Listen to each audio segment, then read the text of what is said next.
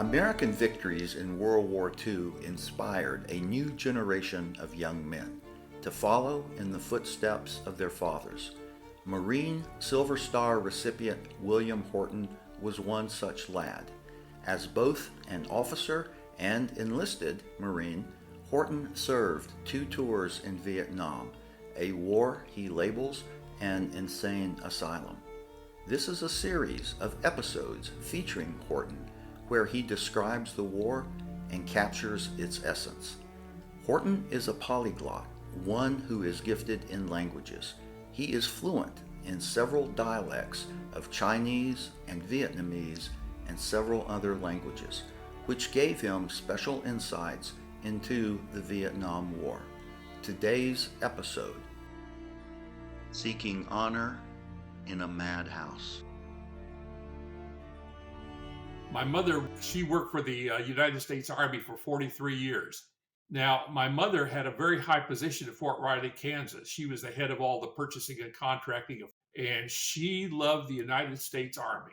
And she kind of made me love the United States Army too. So at 17, I thought I was going to go into the United States Army.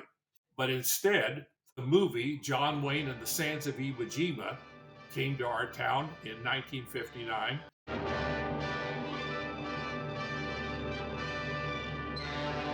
And I saw that movie 9 times in 2 days.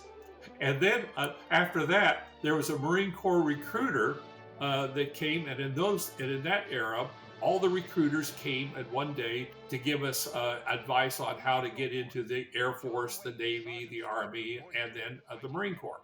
All the services gave their spiels about education, and we're going to give you education, and we're going to give you good times, and you can travel with us, and we have this program for you and that program for you. And then the Marine stood up, and he was a Marine Corps Master Sergeant. He said, "I can kick the ass of anybody in this room." And he said, "What I'm going to do is I'm going to offer you a 9.5-pound rifle, a 60-pound pack, and a chance to become a man, a Marine." And that was it. And at 17, I was a gone goose.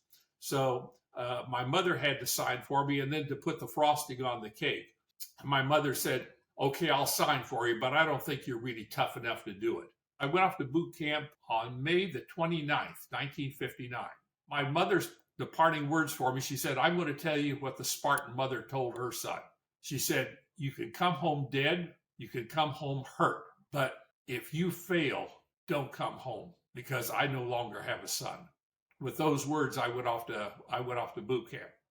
Boot camp in that generation, it was a different experience. I got into boot camp May the 30th, 1959. There was initial where they shave all your hair off your head and some administrative stuff. And then we stood in formation while watching the sun come up. Out of the sun came 3 drill instructors marching.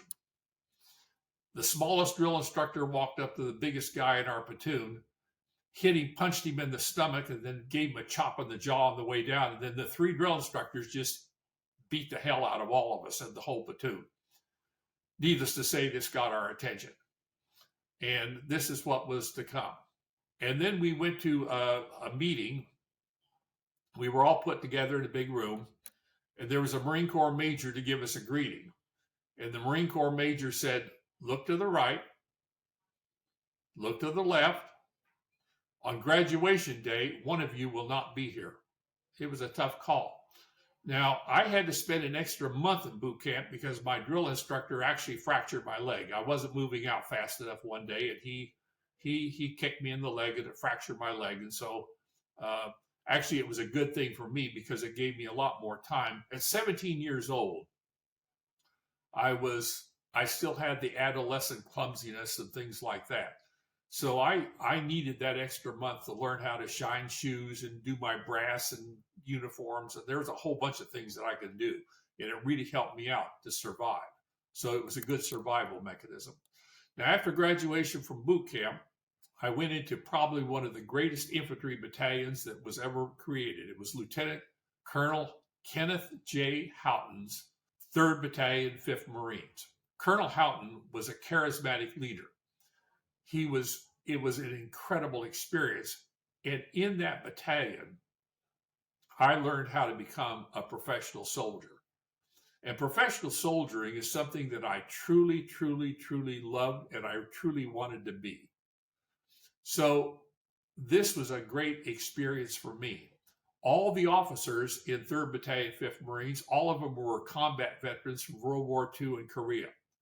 All the non-commissioned officers, all the sergeants were also all combat veterans of World War II and Korea. And I mean, they were a tough bunch. I mean, really, really tough. But one of the things that I really understood in all this toughness, there was a great kindness too. They really looked after their men. They really looked after us, and they tried to really give us all the tools that we need to survive in combat.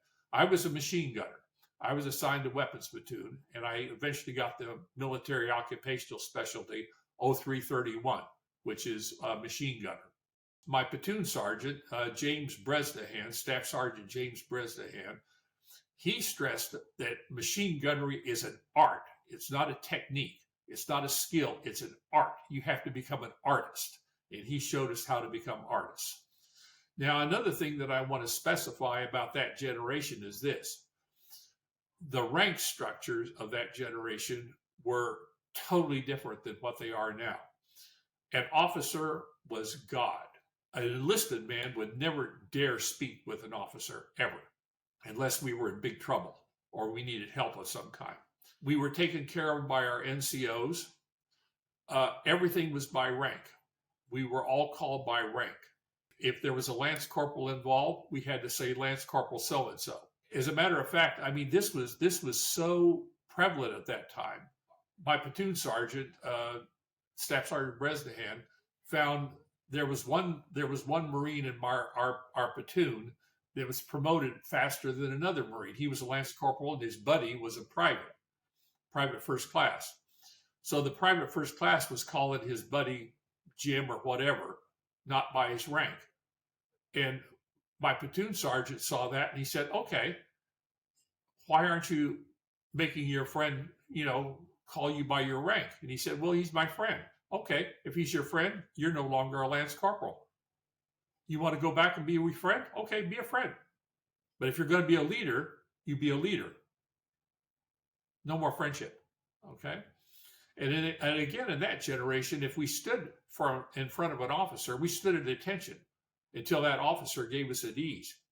The first words out of our mouth were, sir. The last words out of our mouth were, sir. And it was a very, very rigid. At the same time, in training, for example, the officers all went before us. If there was something dangerous to do, the officer would jump in front of the men and he would do it first. The officer would do that, and then we would follow. In the field, when we ate, all the enlisted would eat first. The privates would eat before the NCOs, then the NCOs, and then the last person to eat would be the officer. Same thing for water, when we got water resupply in the field.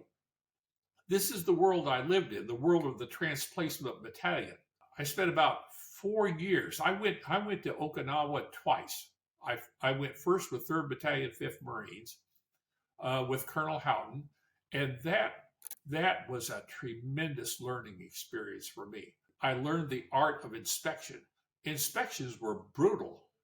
For an inspection, we would have to prepare all night long.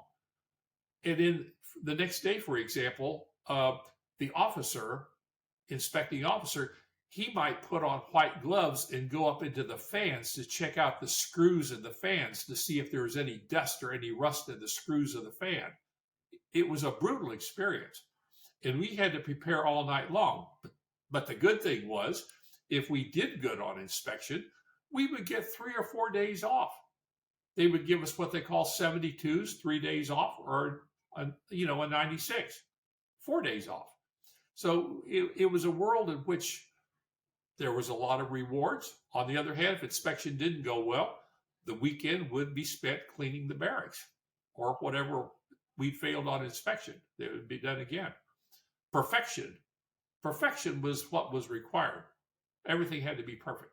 After 3rd Battalion, 5th Marines, then I stayed as machine gunner, and I stayed back in Petaluma for another year, and then I went to overseas again. This time I was Lance Corporal and a Corporal. By the way, during my first tour overseas with 3rd Battalion, 5th Marines in 1960 to 1961, I spent 9 months living. All my off-duty time was spent in a karate dojo in Nago, Okinawa. I spent 9 months living with a karate family, one of the great karate masters of Japan, Nakamura Shigeru. You could go and Google his name up. He's very, very well known. So I lived with that. I was the only white guy living with a Okinawa family for the 9 months I was off duty. And just before I left, I competed in an all-Japan karate tournament, and I won my black belt. Master Nakamura, he awarded me my black belt. The pre-Vietnam War Marine Corps culture and leadership influences upon the young Whorton shaped his views as a future leader. His NCOs, his martial arts training, the leadership by example from the Marine Corps officers, as well as his upbringing by a loving but forthright mother, equipped Whorton for important decisions he would be forced to make as a battlefield leader. At this point in the story, Whorton is an officer back in Vietnam. We were out in the hills over to the west, way over in the hills. So my platoon was the point for our company. And one of my Marines said, "Lieutenant, look at this." And there we are in the jungle, big hills, jungle. Jungle was very, very dense. And I'm looking at a village. There was a whole village, a barracks. There were buildings, big buildings in the jungle, all covered over with vines and trees. It was a city in the jungle. It was a North Vietnamese army unit. And then all of a sudden I heard a bunch of chattering around the area, in Vietnamese. And I looked at my platoon sergeant and I said, well, I won't say what I said because it was the equivalent of, oh my God. So I told the company commander, and apparently there were too many of us for them to come out and jump at that time. So it was getting toward dark. So my company commander was a very, very good Marine. So he said, okay. He said, what we're going to have to do is we're going to have to split up, take your evening meal, and then move to a place, and then just set up, because that's all we can do. And then I that's what I did. So we had our evening meal, and then I picked a location deep into the jump, but on a little hill where there were lots of bamboo around. And I told my Marines, not one shot.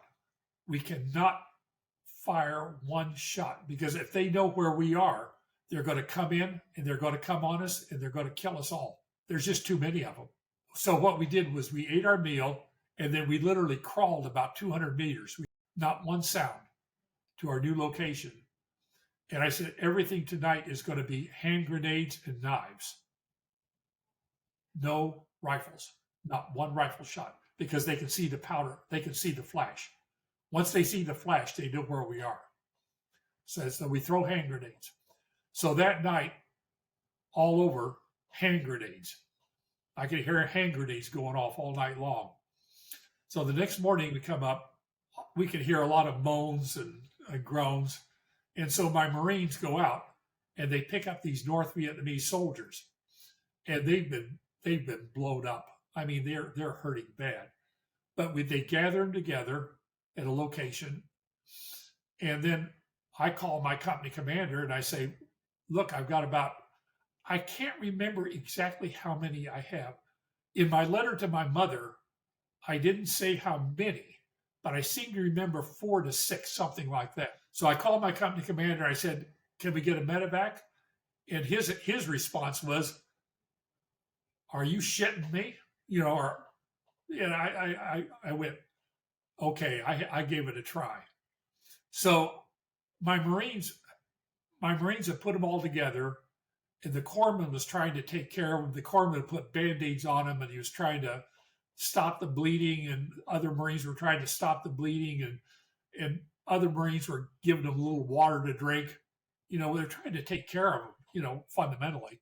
After I got that message from the company commander, I handed the hand phone, back to Jack Cook, my radio man, and I reached for my 45 because I knew what we had to do.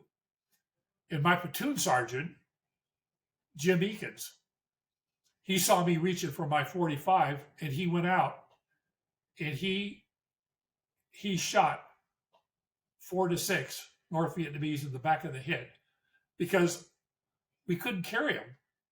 We couldn't take them. They were all in the process of dying. And at the same time, in those hills, we knew there were wild pigs, and wild pigs eat human flesh. There were animals there, and there were red ants. And the worst of all is the red ants, because the red ants, once red ants get on blood, I couldn't leave those brave soldiers with red ants eating on them while there was still consciousness remaining. I couldn't do that. I couldn't do that to brave men like that. Jim took care of it. And we know, or I'm very sure, that those North Vietnamese that came up for those wounded afterwards, they knew that, first of all, our Marines had taken them out of the jungle, put them in a location. They saw all kinds of Band-Aids around them, Band-Aids on them, so they know we tried to take care of them. They saw cigarettes, American cigarettes, that, my Marines had given them cigarettes. We did our best for them, but in the end, and then they'll look at the holes at the back of the head and they'll know that we did it and why we did it, because by that time there would be millions of red ants down, eating on them. We tried to be moral. We tried to be professional, and we tried to be moral. And that's one of the things I want to leave our friends with, is that all the fighting that we did in Vietnam, I think there were a lot of people that tried to do what I tried to do. We knew in fighting those villages we were going to kill civilians. We weren't happy about it, but it was going to happen. So it was just going to happen. But we could do it in a professional way. We could do it as killers, but not as murderers. We're not going to murder civilians. We're not going to treat people badly. I would never allow bad treatment of any Vietnamese civilian around me. And whenever I saw Vietnamese soldiers treating Vietnamese civilians bad, our Marines would walk over. You want to bully somebody? Bully me. We always tried to be as polite as we could. But at the same time, you never, ever, ever trusted them. You never, ever knew who you were dealing with. You lived in total uncertainty, and you live with the knowledge that one mistake and you are going to be dead. I'm going to tell you another little story because it's kind of heartbreaking. Once when my platoon was out, we were out and we were getting new people in. Transplacement battalion was over and we were getting new people in. And I had a case of where we were in a village and I didn't think there was anybody in the village because it was empty. It seemed like it was empty. And then I heard a grenade go off. And then I went and I ran to where the grenade went off. And there was one of my men, one of my Marines, young Marine. He was sobbing his guts out. And I looked inside the hut where he'd thrown the hand grenade. And inside the hut, there was a very young lady, pregnant, 2 little kids, and somebody who was obviously a grandfather, all basically torn to pieces. I got the corpsman in there, but the corpsman said it's hopeless. And the young Marine was down on his knees, just sobbing his guts up. He couldn't stand. He said, I don't care what you do to me, Lieutenant. I said, I don't care what you do to me. I don't care what you do to me. He said, you could kill me. You could kill me now. I don't care, but I am never, ever going to shoot a rifle again. I'm never, ever going to shoot a rifle again. I'm never, ever going to do this again. And I said, just shut up. And I grabbed his rifle. He'd thrown his rifle down. Grabbed his rifle, took the magazine out of it was M14, took all the rounds out, stuck the magazine back in. Said, "You got an empty rifle." I said, "Just shut up." And then I called the first sergeant. And as a second lieutenant, one of the first things second lieutenants do if they're smart, they make friends of their first sergeant. They make good friends of their first sergeant if they're smart. So I called my first sergeant and I said, "Look, I've got to get this guy out of here now." And I just enough of the detail. First sergeant said, "Okay, get him back. I'll send the word that I need somebody out of your platoon." And so I was able to get him out. And my platoon sergeant thought it was very weird when the call came for, "I need a man." And then I told the platoon sergeant, I said, "You're going to take so-and-so." And my platoon sergeant kind of looked at me like, but he went, "Okay." And so he went back. And for the rest of his tour, he walked around with an empty rifle, but he was able to finish his tour. It was an accident. These things are going to happen. And when you're going through villages and fighting in villages, and you're calling in napalm, and you're calling in artillery, and you're calling in mortars, and you're fighting hard, people are going to get killed. This is just the nature. One of the things that happened later was, as a lot of the villages began to get laid waste to, then the villagers would move to these huge new complexes where the bases, the American bases, and they become scavengers around the bases, kind of thing. This basically destroyed the culture, the village culture of South Vietnam. We're kind of responsible for that too, because we laid waste to all these areas through the fighting. And if the decision is made to fight in these places, that's it. That's all we can do. Complications. One of the complications I think I'll mention before it closes, like, it was complicated dealing with civilians. I did not allow my Marines to engage with civilians. The squad leaders did or whatever, but I never. But on the other hand, there's one thing that Marines require. They require sex. That's just part of what we require. So I talked to my platoon sergeant. What are we going to do? Because one of the things I did not want happening, I knew if we were near those villages, my Marines would start sneaking out at night and going into those villages for sex.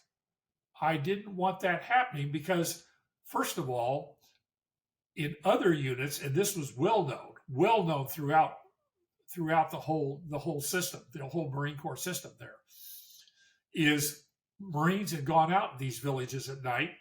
The VC had gotten them and just tortured them beyond belief.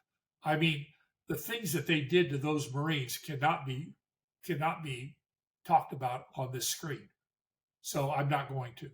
On the other hand, Marines would go out into the villages and they'd get drunk, and a Marine with a loaded rifle, drunk, rape, those things happened a lot too.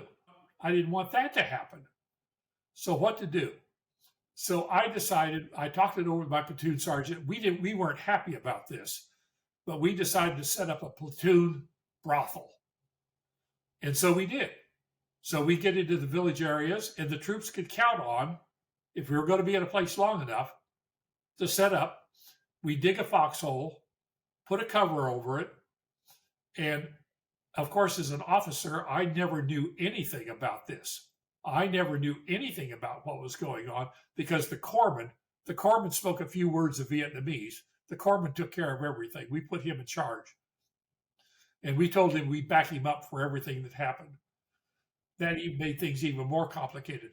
However, if we did that in that particular village, I would make sure that every night the villagers would hear me changing the positions of the machine guns and walking around and stuff like that.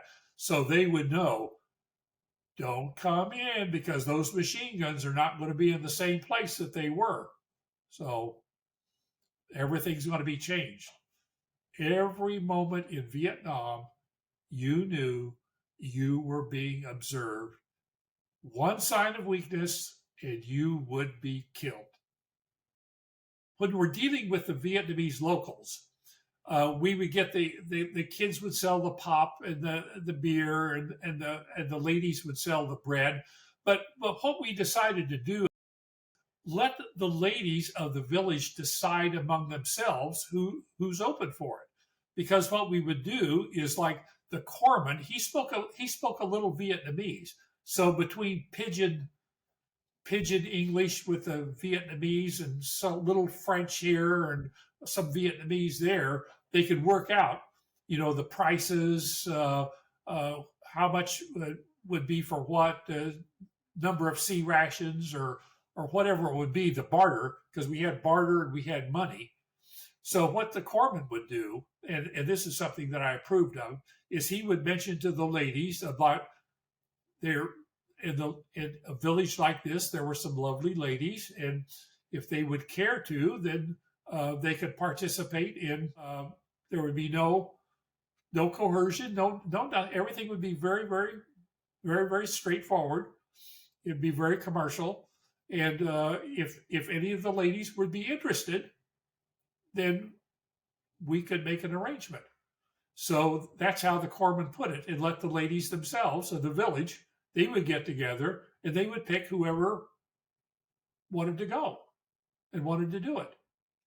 So, and then the corpsman, because I insisted on this, I said, as a corpsman, you will examine the ladies before the act itself, and also you will give a condom or prophylactic to the Marine.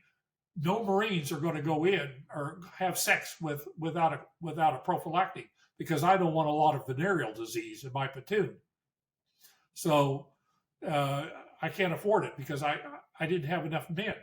But the corpsman worked it. There was never a negative incident whatsoever in all the times.